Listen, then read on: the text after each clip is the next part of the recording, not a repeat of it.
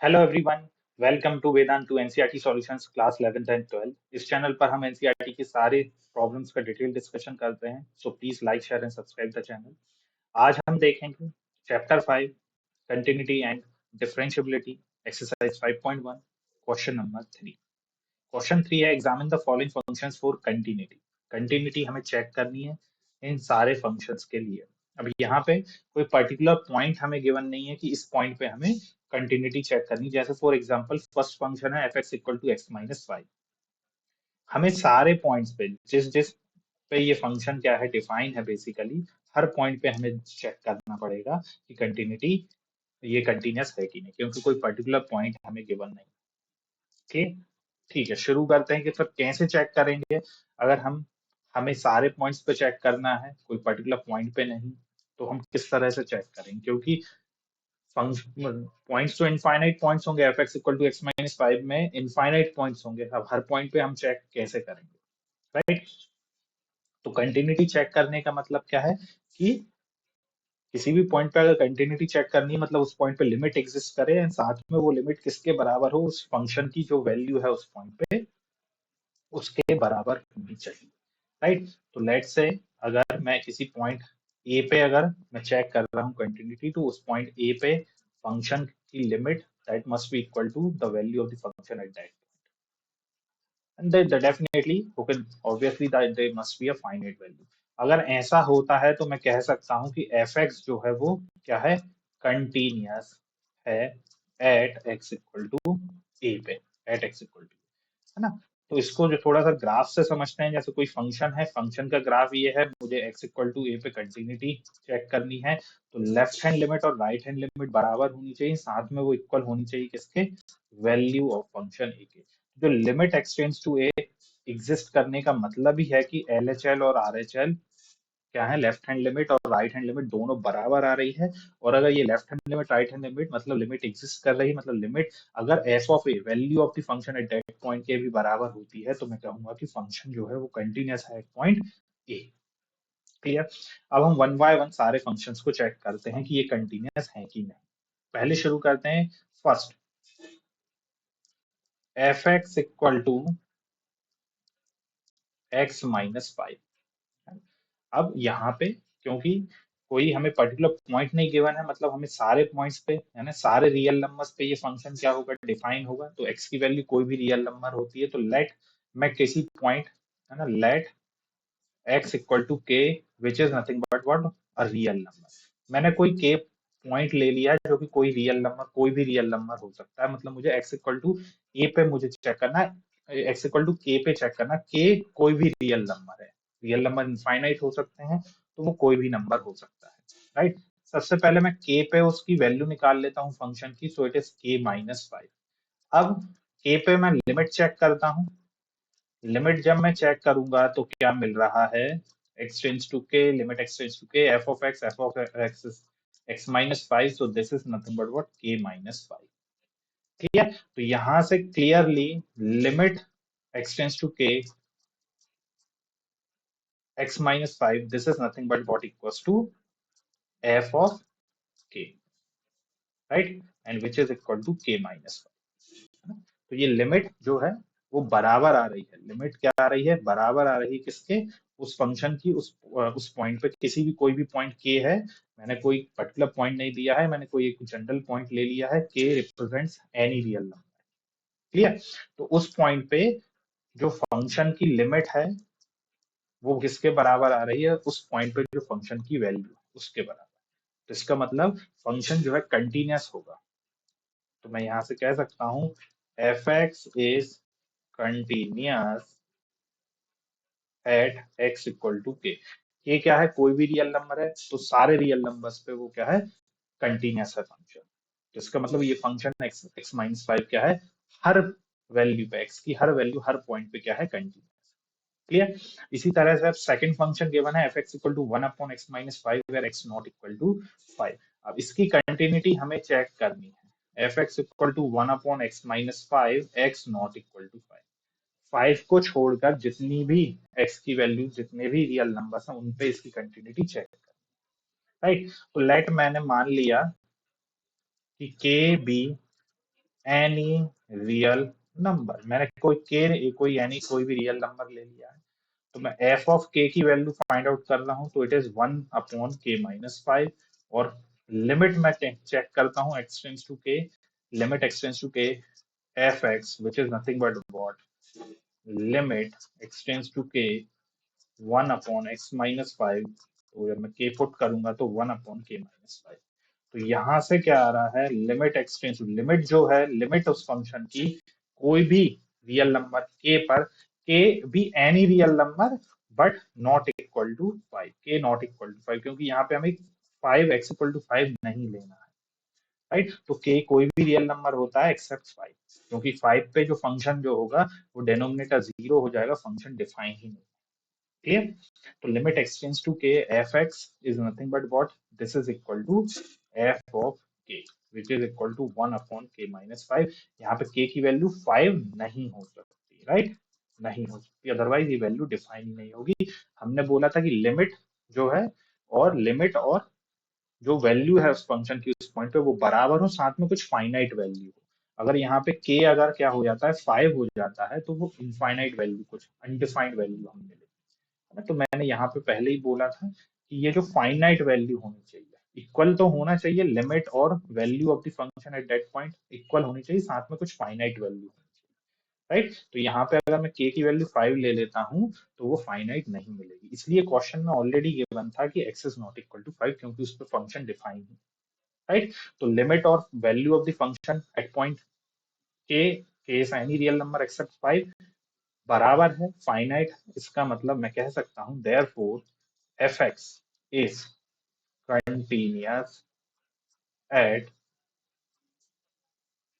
x equal to k, where k is not equal to 5, that's, तो ये continuous, right, अब इसी तरह से हम नेक्स्ट फंक्शन क्या है, fx equal to x² - 25 divided by x+5, where x is not equal to -5, right, x is not equal to -5, इसको और देख लेते हैं, fx हमें गिवन है x² - 25 divided by x+5, but x not equal to -5, बिल्कुल यहाँ पे -5 इसलिए नहीं है क्योंकि डिनोमिनेटर में -5 अगर आएगा तो वैल्यू डिफाइन नहीं होगी, फंक्शन डिफाइन नहीं होगा, राइट, सबसे पहले मैं मान लेता हूँ let k be any real number but k not equal to -5, right, तो यहाँ पे -5 पे मैं फंक्शन की वैल्यू पहले निकाल लूंगा, उससे पहले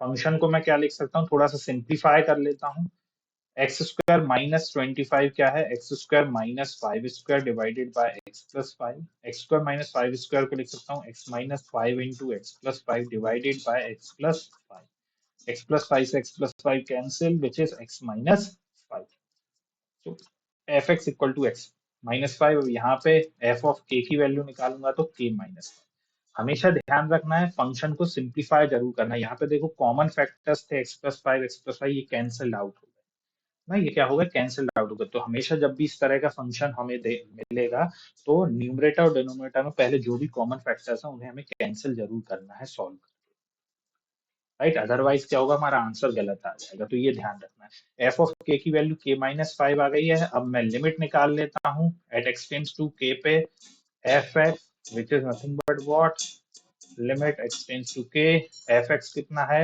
x-5, so this is nothing but what k-5, तो क्लियरली यहाँ से मुझे क्या मिल रहा है, limit X tends to k F X is equal to f of k which is nothing but what k-5, यहाँ पे k क्या है, k को ऑलरेडी यहाँ पे क्या गिवन है, k is not equal to -5, है ना, -5 हम क्यों नहीं ले रहे हैं, अदरवाइज जब यहाँ पे जो वैल्यू आएगी, है ना, यहाँ पे जब जो वैल्यू आएगी, क्योंकि k क्या है, कोई भी रियल नंबर है, कोई भी रियल नंबर हो सकता है ना, तो ये बेसिकली k x को ही रिप्रेजेंट कर रहा है, क्लियर, x को ही रिप्रेजेंट कर रहा है, अगर x की वैल्यू -5 होती है तो डिनोमिनेटर 0 हो जाएगा, फंक्शन डिफाइन नहीं होगा, क्लियर, और यहाँ पे तो क्या होगा, एफ एक्स में न्यूमरे -5 रखने पर न्यूमरेटर भी क्या आ रहा है, 0 आ रहा है, तो 0/0 फॉर्म जो कि है ना एक इंडिटरमिनेट फॉर्म, क्लियर, तो k ये क्या आ रहा है, k-5 आ रहा है। क्लियर, k-5, तो लिमिट और फंक्शन की वैल्यू उस पॉइंट पे क्या आ रही है, बराबर आ रही है। इसलिए मैं क्या कह सकता हूँ, therefore function is f(x) is continuous, continuous at equal to k, और k क्या है, कोई भी रियल नंबर है। k is any real number except -5। ये हम ऑलरेडी देख चुके हैं। क्लियर है ना। तो लास्ट फंक्शन और बचता है, वो क्या है, f(x) equal to mod of x-5, mod of x-5। इसको और देख लेते हैं। लास्ट फंक्शन क्या है, f(x) equal to mod of x-5। ठीक है, तो पहले थोड़ा मॉड को समझ लेते हैं। मॉड है ना, मॉड, अगर मेरे पास लेट से मॉड है ना, मॉड क्या होता है, अगर x की वैल्यू ग्रेटर देन 0 होती है, राइट, तो ये एज इट इज खुल जाता है। अगर x क्या है, ग्रेटर देन इक्वल टू 0 है, और अगर x स्मॉलर देन 0 होता है, तो मॉड जो ओपन होता है वो माइनस के साथ ओपन होता है, तो minus of x which is equal to -x। ताकि मॉड का मतलब है वो हर वैल्यू को पॉजिटिव बना देता है। अगर x ऑलरेडी पॉजिटिव है तो एज इट इज खुल जाएगा, और x अगर नेगेटिव है तो वो माइनस साइन को लेके खुलेगा, ताकि माइनस माइनस क्या हो जाए, प्लस हो जाए। तो स्टिल जो वैल्यू आ रही है -x, ये हमें क्या होगी, पॉजिटिव वैल्यू की।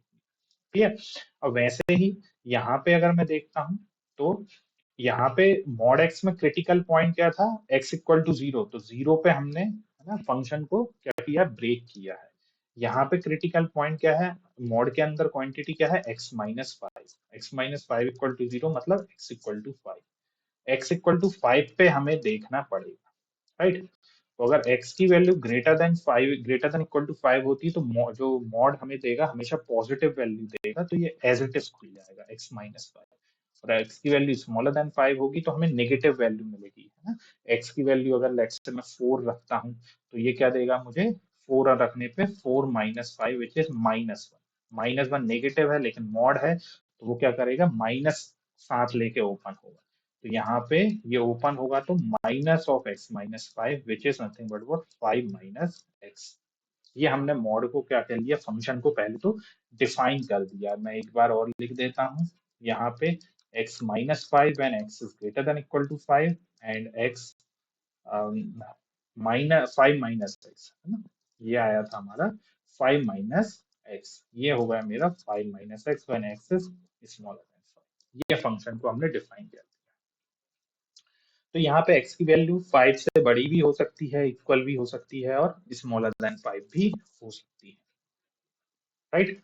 तो अब हम यहाँ पे केसेस बनाने पड़ेंगे। पहला मैं केस ले लेता हूँ, जब x क्या है, ग्रेटर देन इक्वल टू 5 है, तो उस केस में फंक्शन क्या होगा, x-5।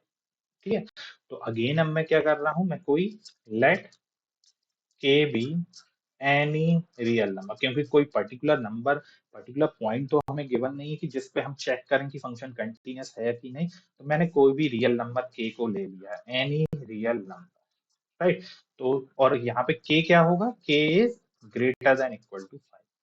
ठीक है, तो यहाँ पे फंक्शन की वैल्यू क्या आएगी f ऑफ k पे, दैट इज k-5।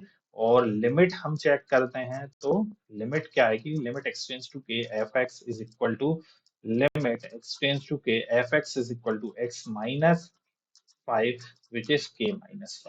तो यहाँ से हमें limit x tends to k f(x) is equal to क्या आ गया है, f of k which is equal to k-5। Clear, and k is any real. तो ये हमें हमेशा फाइनाइट वैल्यू देगी, केस एन। तो मैं यहाँ से कह सकता हूँ therefore f(x) is continuous at x greater than equal to 5, right. अब इसी तरह से हम स्मॉलर देन 5 पे भी हम चेक कर लेते हैं। स्मॉलर देन 5 पे हम चेक करेंगे, तो मैंने ले लिया केस नंबर 2। x जब स्मॉलर देन 5 है, तो f(x) क्या हो गया है, 5-x। अगेन मैंने कोई k, एक कोई रियल नंबर लिया है, एनी रियल नंबर, जहाँ पे k की वैल्यू क्या है, स्मॉलर देन 5 है, तो f ऑफ k आ जाएगा मेरा 5-k। और यहाँ पे लिमिट आ जाएगी k पर, limit x tends to k f(x) is equal to limit x tends to k 5-x, k x की जगह 5 पुट करूंगा तो 5-k, and you can see that this is equal to f of k। So again, limit is equal to value of the function at that point, which is equal to 5 minus k. Therefore, fx is continuous at x smaller than 5. और by case 1 और case 2 से मैं क्या कह सकता हूँ, case 1 and case 2 से मैं क्या कह सकता हूँ, fx जो है हर पॉइंट पे continuous, fx is continuous at all x, सारे x पे क्या है वो कंटिन्यूस है। हमने smaller than equal to greater than equal to 5 पे भी चेक कर लिया है, स्मॉलर देन 5 पे भी चेक कर लिया है, सब पे फंक्शन क्या है, continuous. Clear? I hope the solution is clear to everyone. Please do like, share, and subscribe the channel. We'll see you in the next video with the next problem, students. Till then, have a good day.